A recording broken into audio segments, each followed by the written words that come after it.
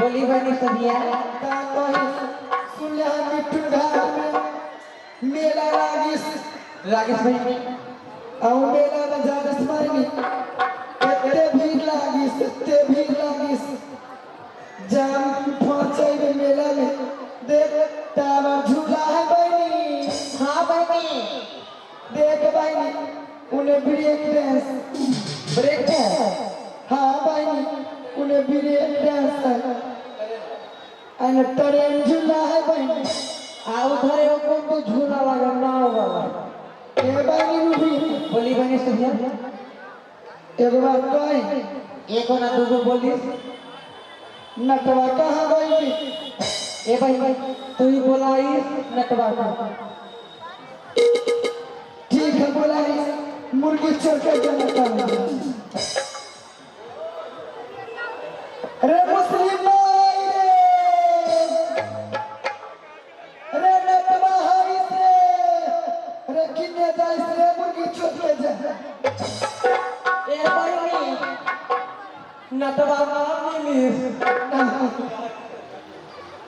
देख भाई हाँ भाई चल मेला में चलिए मेला में घूम भाई नटवा का मेले में भूतला उतला के रहो चलिए सब भाई ने खोजिए। चल भाई ने मेला में मांग चांद खे भाई नटवा में तो खींच ले लेके चल ठीक बा भाई।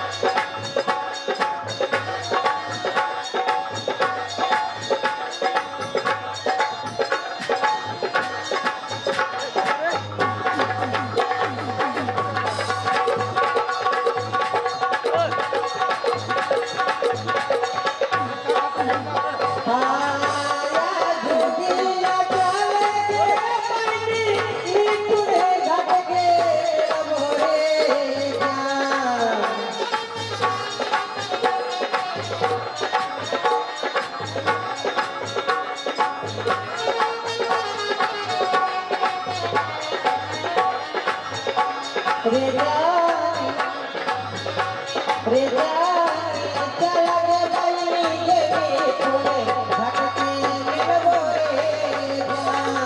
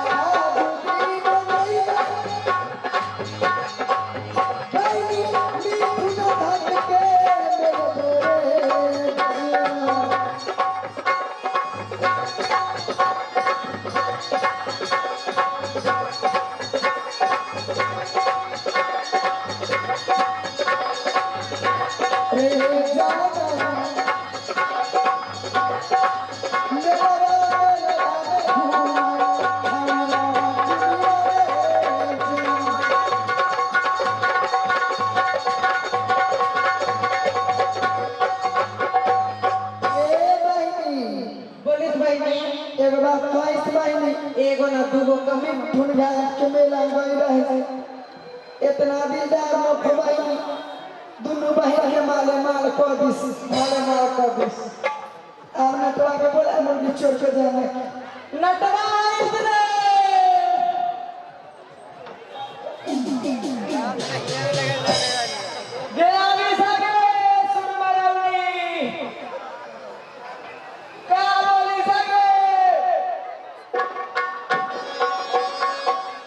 मुस्लिम भाई रे पैसा गिरी सब उठा के लाना तोर ला तो गई रही मिथुन घाट के मेले देख तू पूरा मेला बहनी खोजिस लेकिन मुझे चोर के ज्यादा नजर नहीं अब पुल के नीचे आता तारी पिए से न खासा वो पुल में जाए न खाए ए काय बोला भी से कोई हमरा दुनू बहन के चलते चलते गोड़ दुखा गेल सुंदर बिछाना लगाइस अही तब आगे हमें जा के चलना आगे सुंदर के भाला भी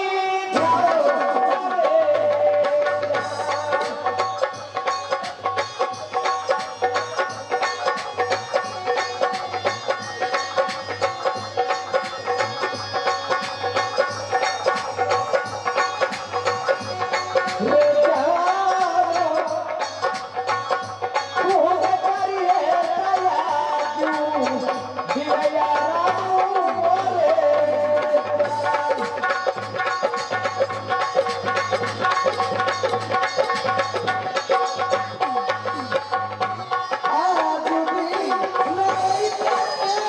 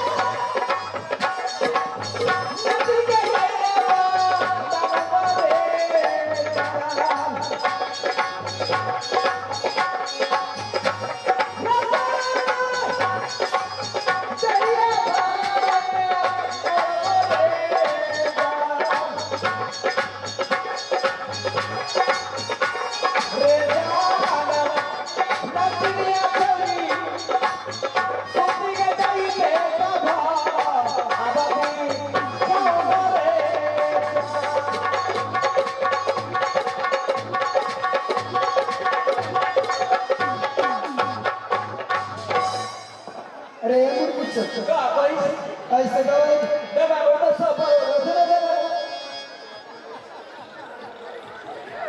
पीछे चला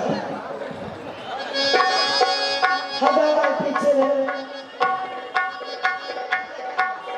जय गणेश जय गणेश जय गणेश देवा अब तुम्हारी के झाड़ू मारू करू सेवा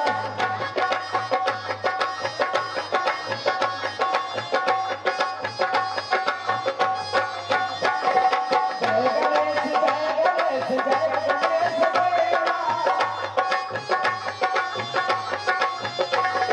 बाबा के झाड़ू मारू करू सेवा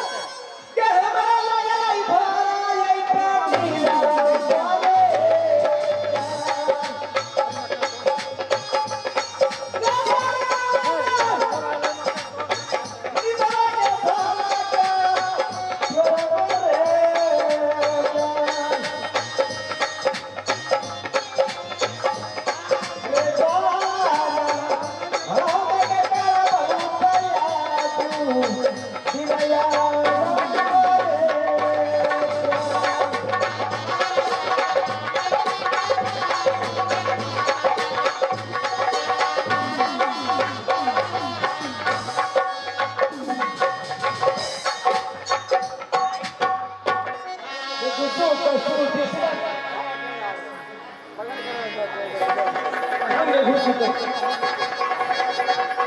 हमारी संता कुश्ती लगे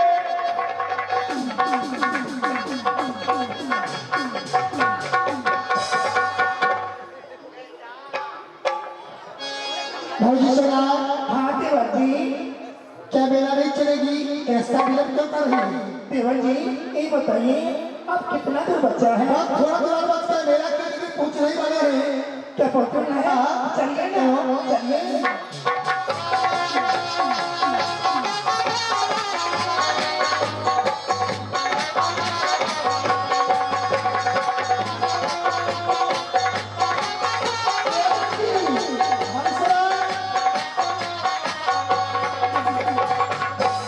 ये लाज दिख रही है, ये मेरे इलाज बन रहा है। अगर अभी नहीं पहुंचते ना तो आपके कंधे पे बैठ के जाती मैं। भाभी साहब, बड़े भारी माँ की सवाल होती है, कदे पर क्या वे तुम्हारे लिए झोला में फाड़े देवर जी है।